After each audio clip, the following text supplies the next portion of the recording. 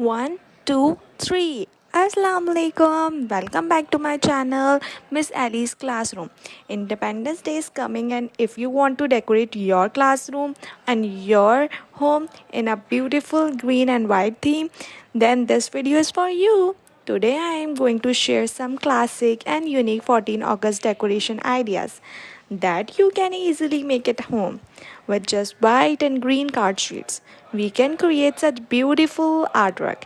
In this video, you will see cutout of historical places of Pakistan, portrait of Qaeda Muhammad Ali Jinnah and other national heroes, and some new board decoration ideas to give your class a special independence look.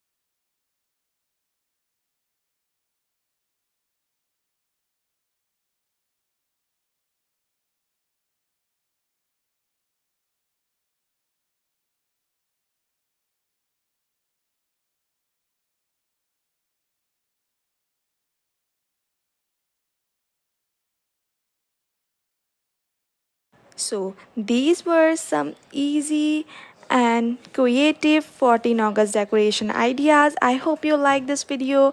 If you did, please like, share, and don't forget to subscribe my channel for more helpful videos like this. Allah Hafiz. Happy Independence Day.